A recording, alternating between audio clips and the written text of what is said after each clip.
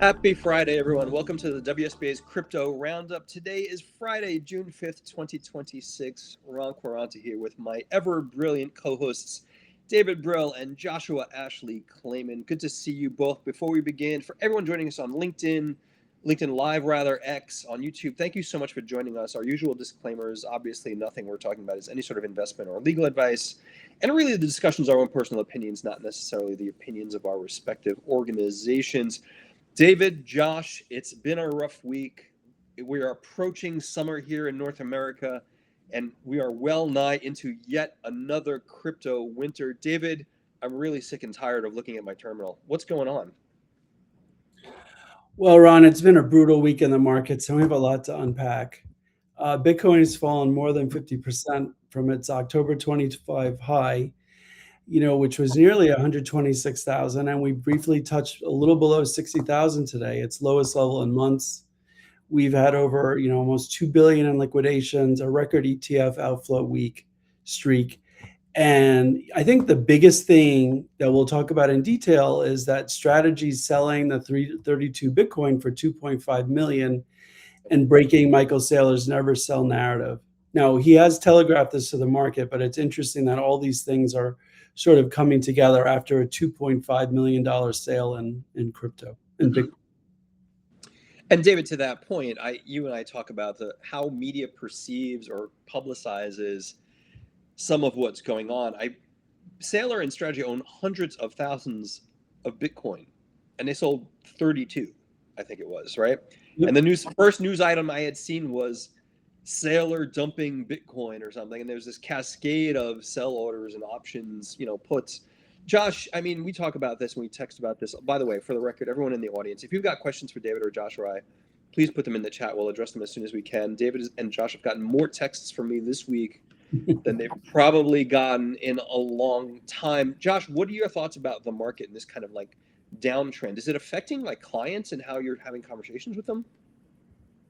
No. Actually, it hasn't.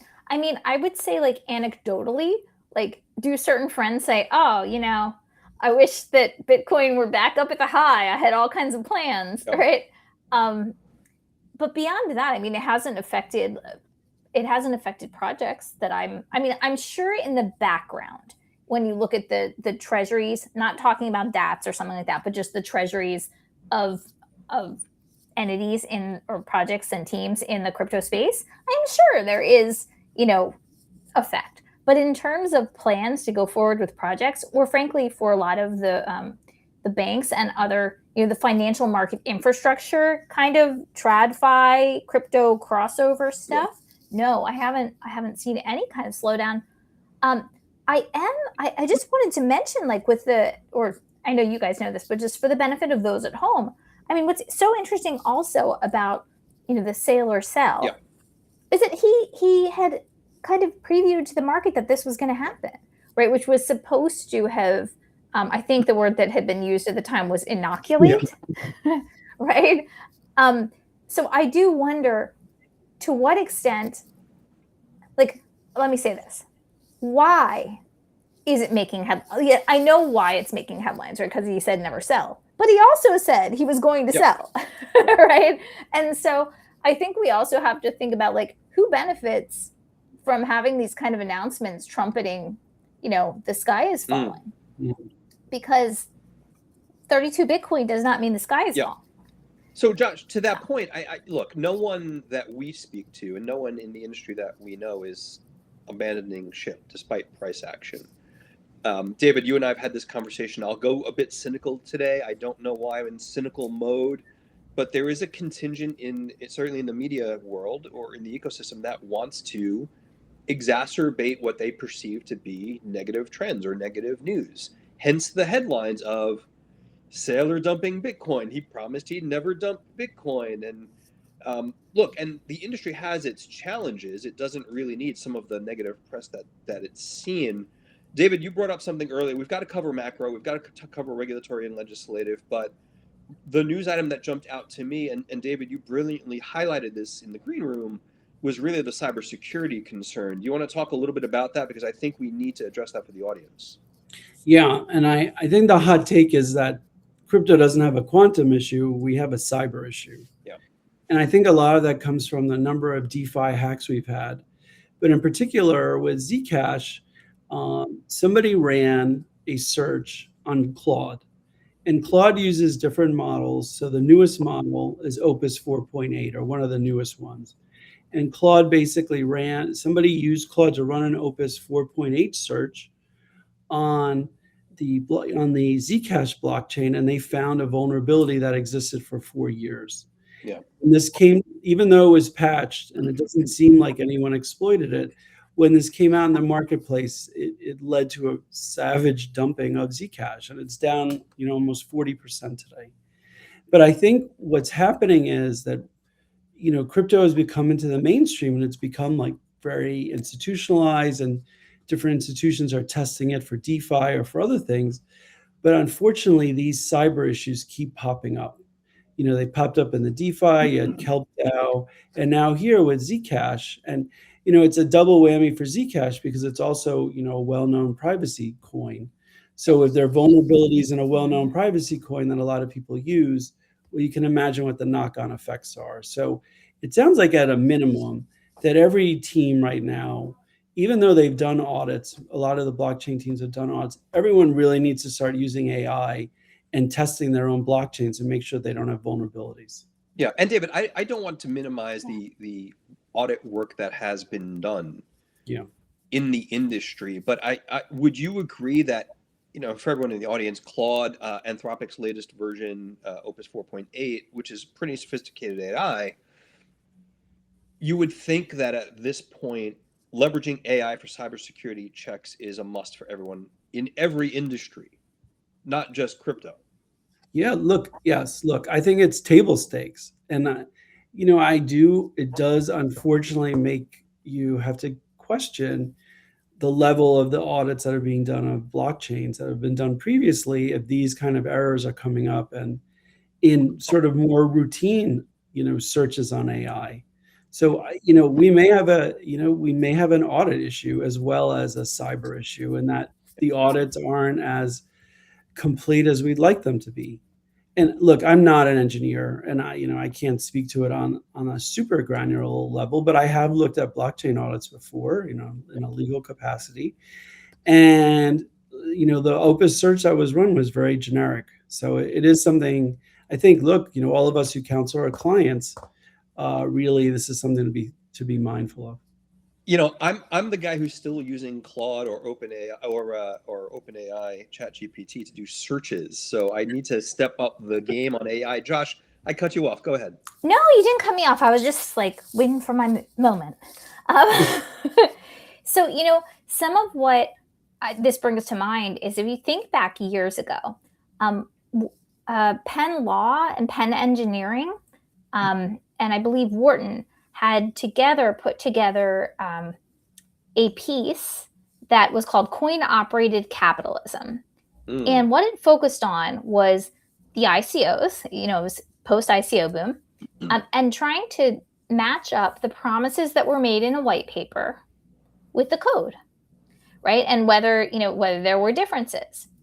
And there were a lot of differences. So just saying that. But also I recall a friend who is a very well-known computer science professor saying something along the lines of, and no offense to anyone who, this is not intended to be offensive, but he was saying that some of the many, in his view, of the tokens and the development that had been done in connection with the ERC20 tokens and the ICOs, he said that they would have been C students in his class. And that has stuck with me because it was, obviously effective enough that it, was good for capital raising for these projects, subject to all the things we've seen and the risks and, the regulatory hair and everything else.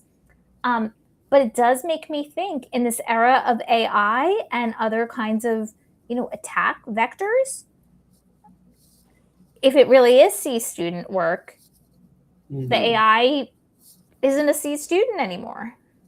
Yeah, Josh, it's a really good point. By the way, David, did you catch that plug that Josh threw out there that her friends are famous people in the world? I mean, so were you guys. It was very elegantly stated that the world famous computer scientist that she knows. Oh, well, I was trying not to like identify, and so I was trying to use vagaries. But I mean, yeah, I didn't mean that. I was saying that for those at home, just so they knew it wasn't just like a random person, you know. Josh only hangs out with famous people, is what I'm trying to say here. David, Josh, I'm totally kidding. David, Josh, it's a really good point, and let me make this plug. We launched our AI on Quantum working group. This absolutely part and parcel of the agenda of events and thought leadership sharing that we're planning to do, and I think it's really, really important. David, I wanted to come back to one other thing if I could, because I'm really struggling, and this is the mistake I make at every one of our live streams. My price monitor is still up to my right, and it's just really getting depressing. David, let's go back to market dynamics if we could. And our old bugaboo, which drives me and you, and I think Josh bananas at this point, is market data, particularly economic data associated with the jobs report. The jobs report came out today. It was a blowout. I think the U.S. added something like 172,000 jobs. The estimate was supposed to be like, David, correct me if I'm wrong, less than half of that. April got revised up. I just keep wondering who is looking at this data, where is this data coming from, and why does it swing markets so badly? David, I've got some thoughts, but I wanted to hear from you first.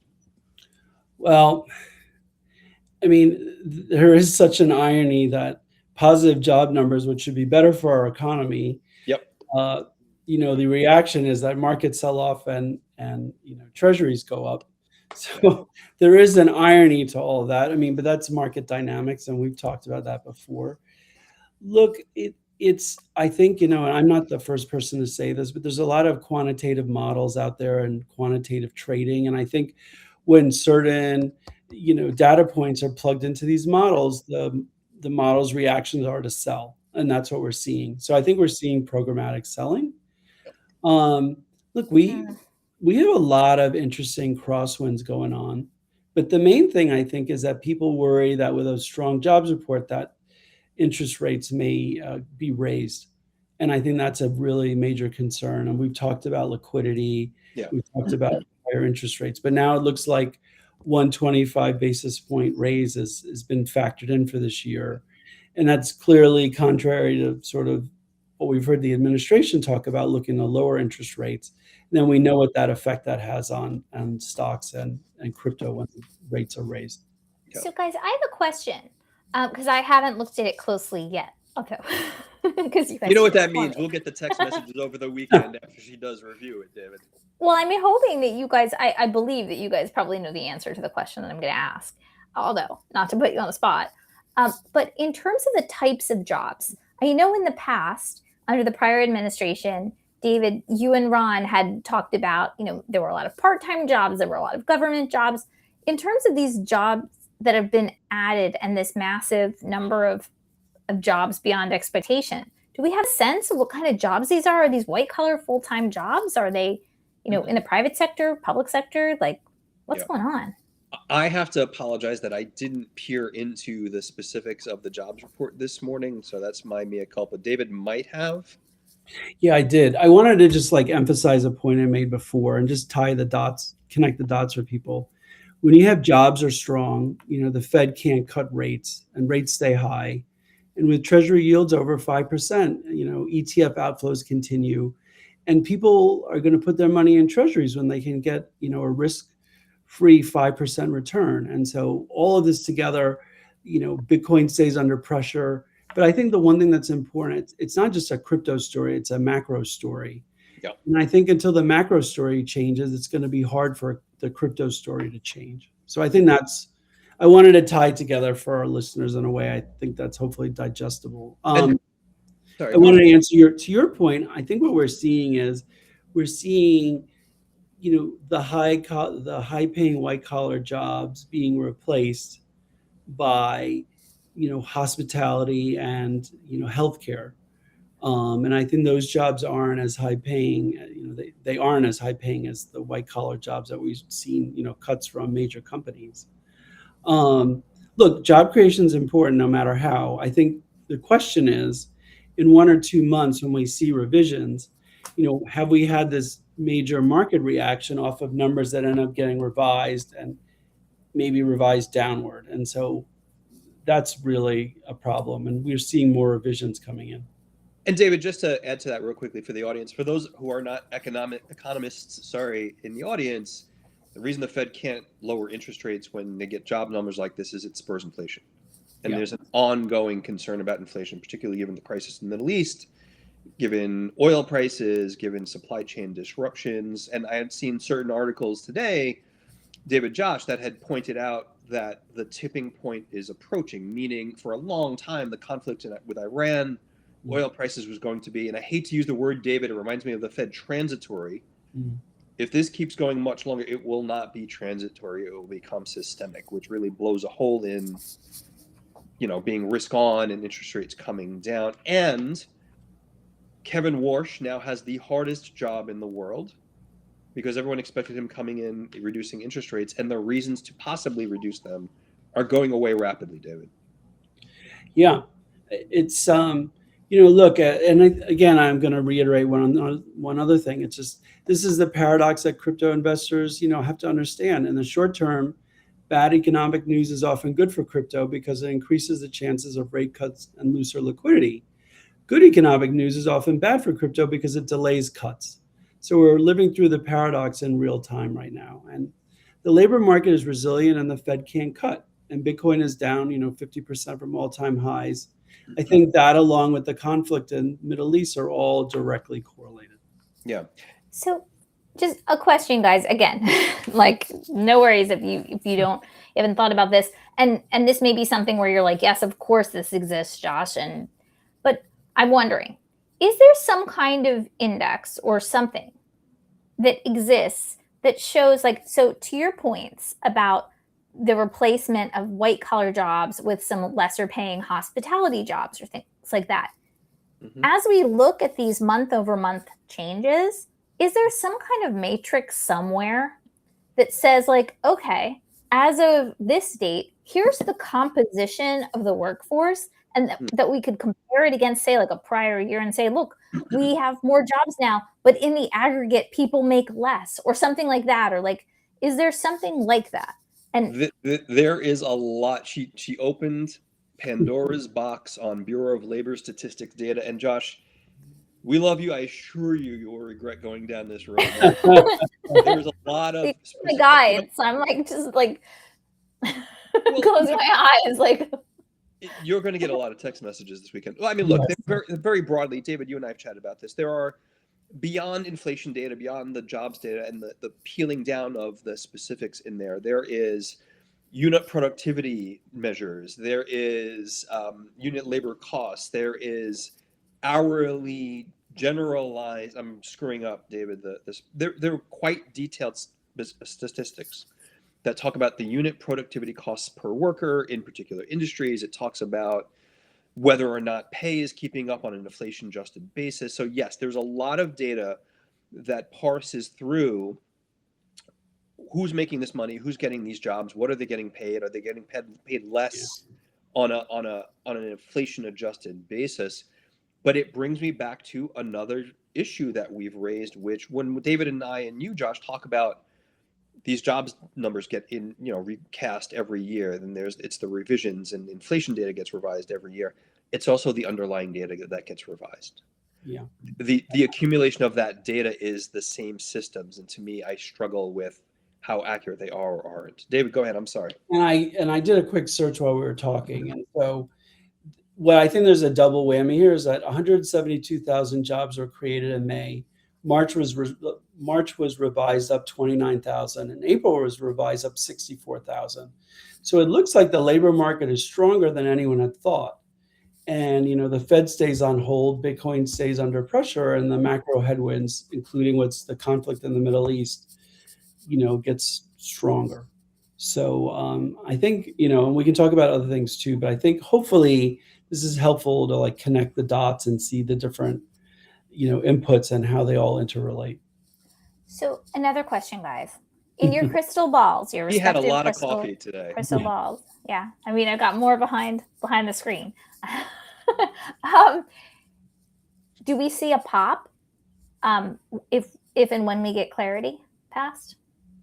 She went there too. It's a really good point. I mean, I've got to assume, David, I'd love your thoughts as well.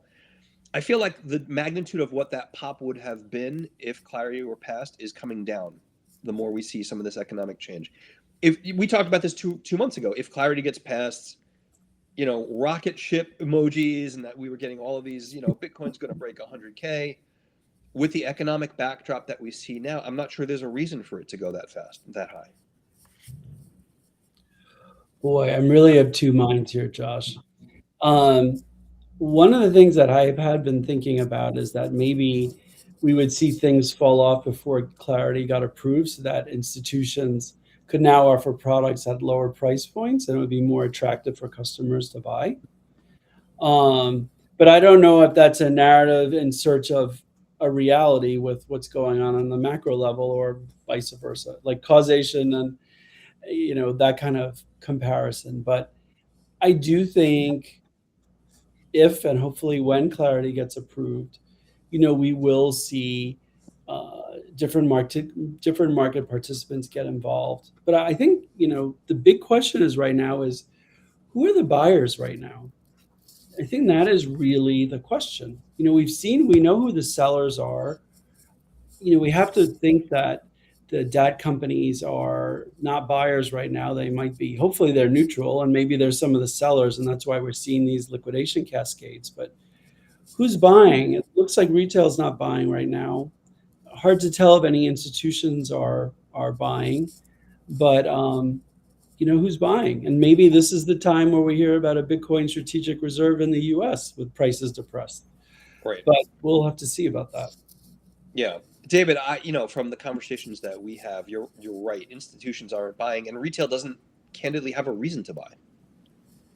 They can get alpha in the equities market. They can go GameStop their life away. It's just, what's the reason for going into crypto given some of the volatility and given some of the returns outside of crypto?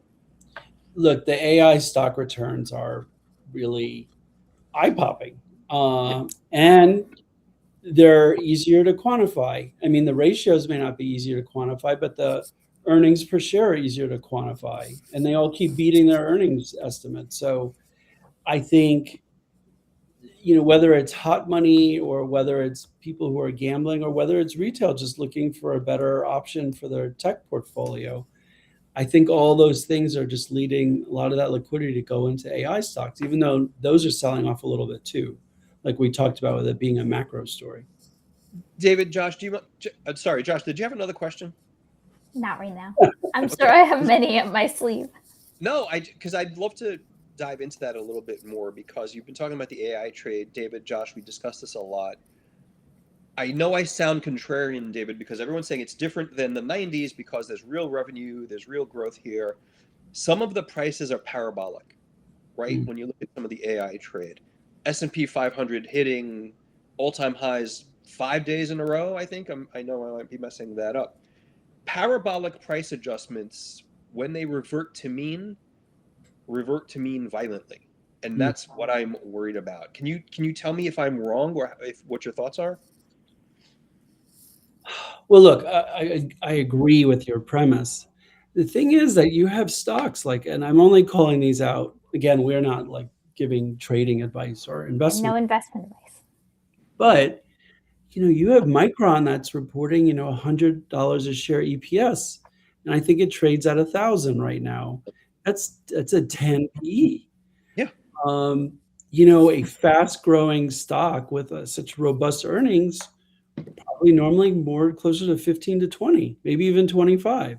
Yeah. So in some cases, some of these, stocks are historically undervalued. So I think it's different because there's such earnings in some of these companies. And I just think that as we continue to grow, if the demand for AI continues at the pace it's going at, I think these companies will look like bargains a couple of years from now. Just in this moment, it feels very frothy. And frothy is the word that comes to mind a lot. David, I agree. In the long term, I agree with you. In the medium term, I agree with you. AI will add trillions of dollars of value. It just feels, SpaceX puns aside, rocket ship price activity always makes me a little leery. Yeah. I mean, Josh, the Klayman family office has got to be buying into this all day long, right? All day long, Ron. All day long. No, but I mean, it is an interesting question because if you think about like that cycle and it has like hype and like all, and like the hype cycle, whatever it's called.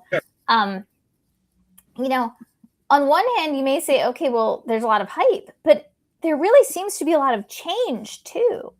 I mean, and just different situations. I mean, people, and this is anecdotal, of course, but like people in my own family who are contemplating potentially doing something different or like looking into a new career. I don't want to be too specific because I don't want to give them away. They are not very famous people. Let me just be clear. But they are now. But yeah, I mean, part of the calculus here, the calculation is to say, well, how is AI going to disrupt this? Like you can imagine if you're like someone who is a computer engineer, a computer scientist, a developer, you're looking into like, well, what am I doing?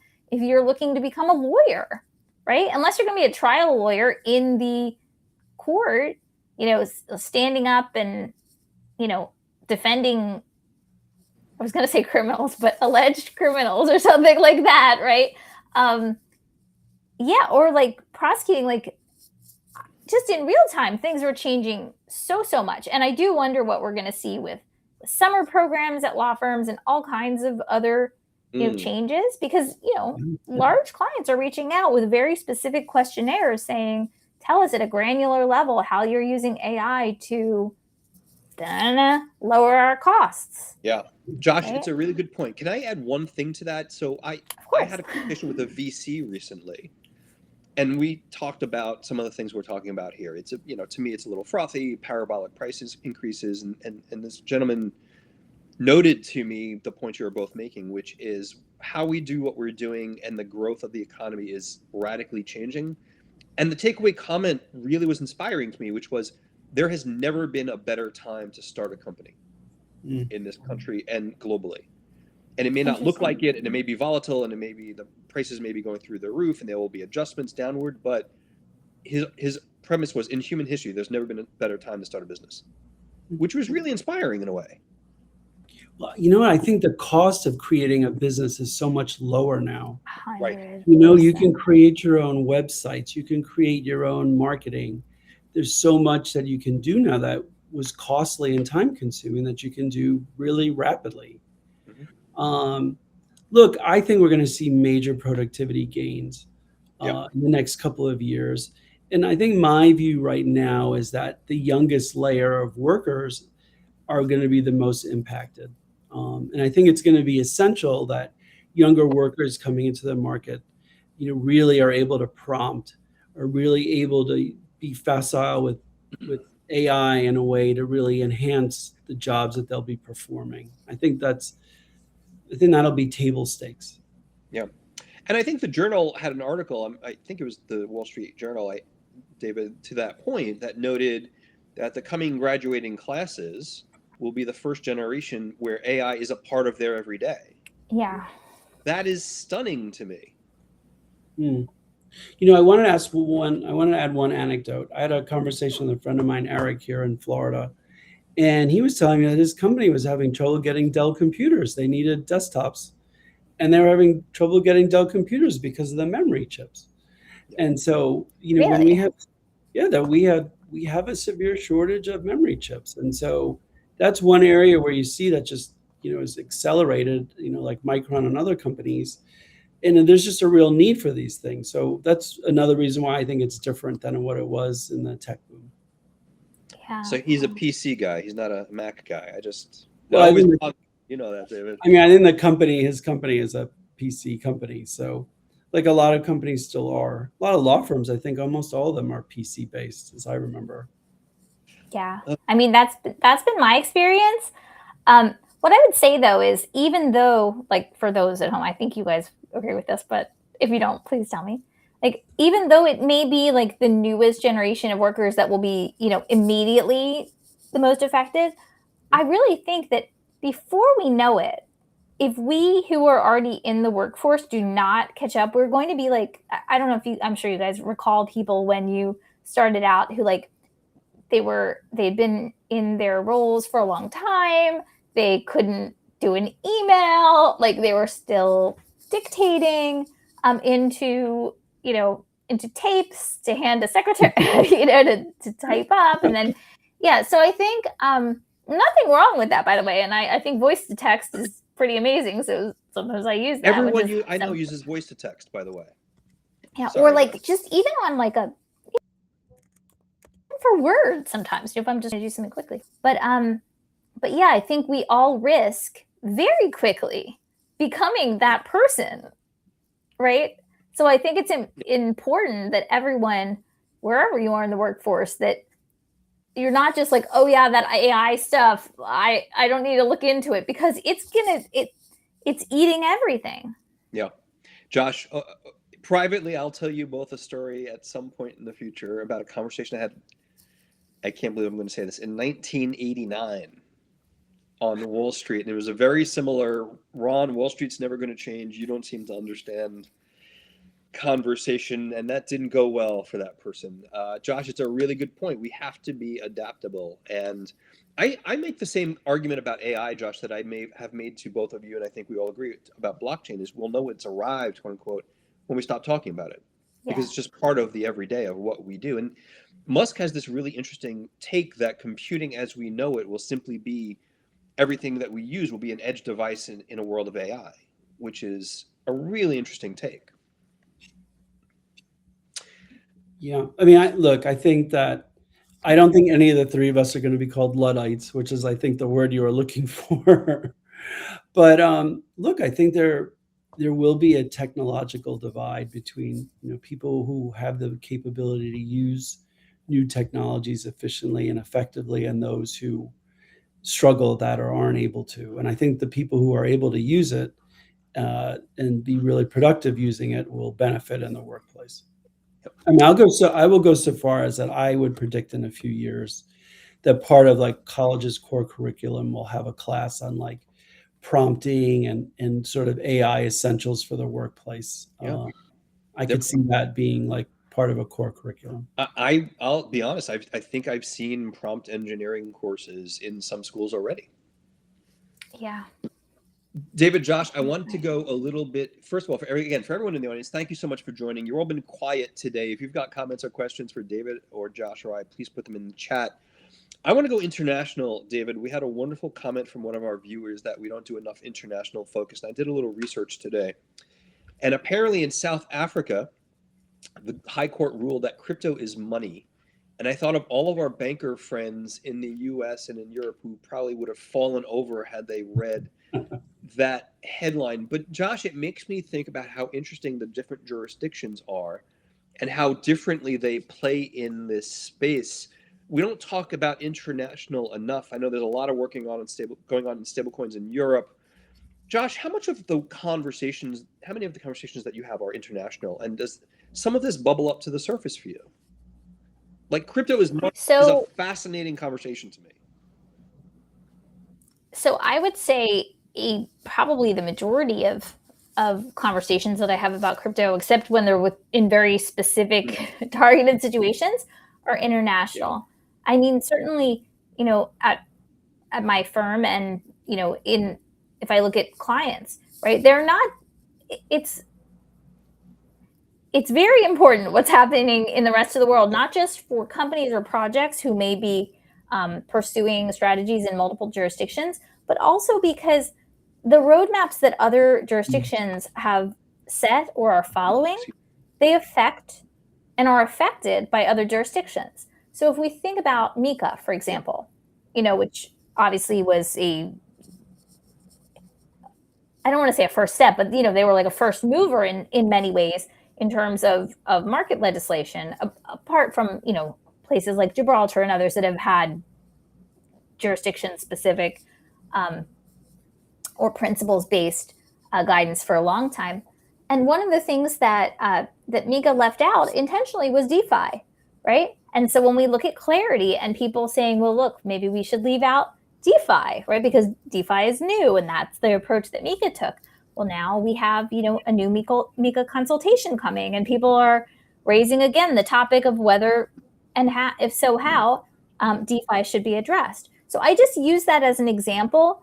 In some of the conversations that I've been having with people, now what's interesting coming up, given the shift in the US focus and with the current administration seeing that it's important to be leading in crypto, a lot of what is animating some of these conversations in various jurisdictions is a question also of how, apart from whether this is what we should do, how will this affect our competitiveness? Mm-hmm.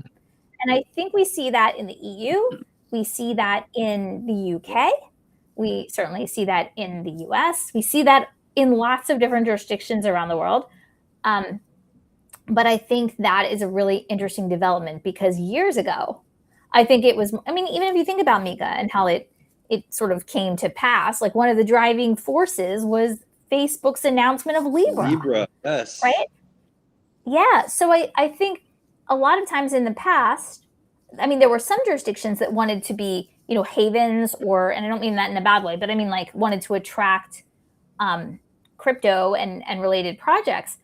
But now I think there's a much bigger push by major jurisdictions to say, okay, so what do we want to do? And how will this affect our competitiveness in terms of being a place that crypto wants to live? And Josh, we will certainly spend a little bit more time. We do have a lot of our members are stateside, but we certainly have members overseas, UK, Europe, Singapore. We'll spend a bit more time talking about the different regions because it's important as a part of the global conversation. David, did you want to add something? Yeah, I do. And I really want to amplify what Josh was saying. And I don't think the geopolitical crypto story gets enough attention. And like we were talking about, while we're waiting for clarity to navigate the US Senate, EU has MiCA, Singapore has Project Guardian, and Dubai has Vera. Mm-hmm. Yeah. And I think institutional capital isn't waiting for perfect regulatory conditions. It moves where the rules are clear. So every week that goes by that we're not seeing clarity approved, institutional capital is trading, whether it be in Frankfurt and Singapore or somewhere else. So it really is a competitive issue for us, and one, that it matters. Yeah.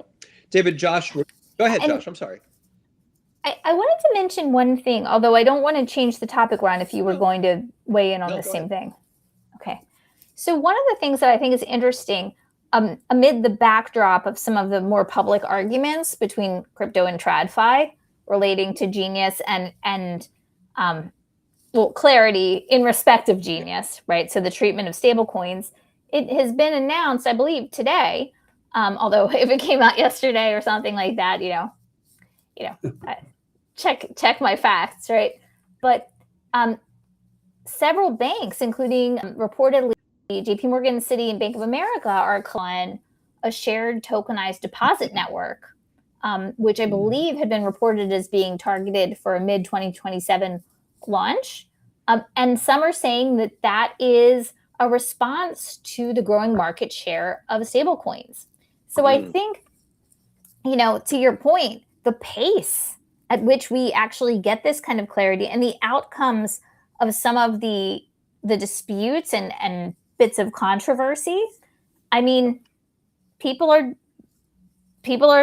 and businesses and players are taking action. Josh, really well. By the way, David, I don't know if you noticed, that literally was where I was going next, and I'm pretty sure Josh has this mental mind reading capability that is actually a little terrifying at this point, but Josh, definitely a good point. So let's talk about that, and let's wrap up with that, because I think it's important. You bring up the news, I think it was from yesterday or today, you're right, Josh, about major money center banks getting together to do their own tokenized deposits. And one of the news articles I had seen on it was really interesting, David. It said to counter the threat of stablecoins. So here we are again, where it's a zero-sum game from the perspective of some in the banking space, or at least how it's reported. My argument's been that it is not a zero-sum game. And I'll argue at some point, whatever they're putting together will actually connect with and be on ramps for stablecoins. But David, what is that a true dichotomy? Look, I think that Jamie Dimon had some colorful words to say about Brian Armstrong in an interview that I think everybody's heard, and so I won't replay the words. I think that there is a view that, whatever form this legislation takes, that stable coins are now going to be competing with the fractional reserve banking that we have. Now, it may not be in a significant way because, how many people are going to be leveraging the crypto rails, but when you saw SoFi create their own stable coin and offering it to their customers, I think people are seeing, what's coming, and they're, planning ahead on how to either compete with it or, like you said, this dichotomy or offer, a tokenized deposit option. So look, I will say this, like, if we think about it from a consumer standpoint, like, competition is a good thing. Yeah. So exactly. If we're in a world where customers, can get more interest for their money, whether it be holding stable coins or whether it be tokenized deposits, that's like a net plus for consumers and a net plus for, society on the whole. So sometimes, you want to get to the result and it can be a bumpy process. But if we get to that place, that's good for everyone. And look, I think 100%. 20 basis points on interest on your money is just not sustainable when inflation is 4% or 3%, or maybe it's 6%. Who knows what it'll actually be at the end of the year. So these are really important things to keep in mind. And so I think if we can all, as a society, benefit from this, or at least in the US benefit from this, it's, a little bit for the greater good, depending, notwithstanding how we got there. Yeah. So may I double click on that a little bit? Because that's exactly where my mind was going. But if you're a consumer, this is a win. And I also would just note, when we're talking about what the defense is here to this takeover by stablecoins, we're talking about tokenized deposits. Tokenized. Yeah. Right? So it isn't, to my mind, divorced from crypto and, and the technology, right? It literally is tokenization. So I think, to both of your points, again, like, we're getting there. This is becoming more and more pervasive, whether it is, I don't know, I guess people aren't talking about things that aren't tokenized happening, right? So we at least have I'm not saying that they're not talking about it at all, but I'm saying when we're looking at stablecoin versus tokenized deposit, we still are seeing advances, even in the fact that shared ledger. And I also think Wells Fargo may be involved in it. I don't want to leave anyone off, but but yeah, it's tokenized, or it will be tokenized. To that point, Josh, you make a really good point, because it was years ago, but it feels not too long ago, where if you would have spoken about tokenized deposits, people would have said, banks would have said you're crazy. We don't need that. So to your point, we've come a long way. One last thing to add to that, David, Josh, and I'd love your perspectives on this, is this kind of collaboration with major money center banks for tokenized deposits. Is this sort of the answer to an anticipated loss, quote unquote, because clarity might actually pass? Or am I being too political about it? No, I think it's twofold, Ron. I think it is a strategy regarding, stable coins, but also remember, tokenized deposits are another way to free up collateral. Yeah. And the freeing up collateral, is a really big deal for banks, because instead of having collateral trapped overnight for transactions, with tokenized deposits or other means that we've talked about, you can settle much quicker. You can settle the same day, and collateral can be reused for other transactions. So, this isn't all about benevolence. There's definitely benefits for the banks too, but I am happy if the consumer can benefit from it too, with getting higher interest on their dollars. Josh, go ahead. So I have a thought about that, which is, even if clarity doesn't pass, okay, let me say that. But if clarity doesn't pass, then Genius stays. And Genius does have that feature or bug depending on how you look at it, or loophole, depending on how you look at it, about stablecoins, right? And the yield that can be provided. So if that doesn't get plugged by by a compromise in the Clarity Act or some other way, for example, as we've talked about in the past, the OCC's, questions about rules and whether it should go further, right? In terms of, but if that stuff doesn't get plugged somehow, then guess what? I guess what I'm saying is, if Clarity passes, yes, maybe that's a driver for why they do this. But if Clarity doesn't pass and there's nothing to plug what the banks may see as a loophole, then it's another reason to move ahead. Yeah. Right? David, Josh, good point. We're just about out of time. I'm just about out of water. I swear this is only water, Josh and David. What do you guys have coming up next week? I'll be loitering around in New York at a couple of events with our dear friends at Luca. What about you guys? I'm headed back to Florida. I'll be watching the NBA finals with interest. Also, I'm really going to be following the markets. I think the close today is going to be very interesting. I think if we close below 60,000, this weekend could be very, very turbulent in the crypto markets. So that, and one other thing I noticed is that I know we talked about a while ago when FTX went through bankruptcy that a lot of locked Solana was sold at a discount. Yes. Well, Solana right now is trading below what those sold locked Solana were trading at, in 2022, 23. Wow. So just another data point. So I'm really going to be doing a lot of reading and looking forward to a very competitive NBA finals. David, very nice. Josh? So I'm not really sure what I have coming up in the next week. I need to look at my calendar. But I was in Paris this week. David. Yeah, I was in Paris this week for Proof of Talk, and my firm and our, as people may know, we're planning a combination with another firm. So my firm, Perkins Coie, is planning to do a combination with Ashurst. And so we had our first event, like joint event, which was a fintech and crypto dinner, and that was really fun and a great success. So I'm super excited, and having met now some of my my friends over there, my new friends over there, I'm really excited to see, like, I don't know, that's kind of where my mind is, like thinking like all of these like synergies and stuff. So who knows what I'll be doing next week though. David, Josh, I will be likewise doing a lot of reading. By the way, David, as an aside, Bitcoin's attempting to sustain over 60. It's up almost 1.2% in the hour. I got to make this terminal go away. I can't keep doing this to myself. David, Josh, I've been thinking about two things, and I would love to dive into one of them at our next session if you're both comfortable with it. I want to dive into perps, David. I think it's important for us to begin to really peel back the layers of what's important there, particularly when we look at news on what CFTC is potentially moving forward with.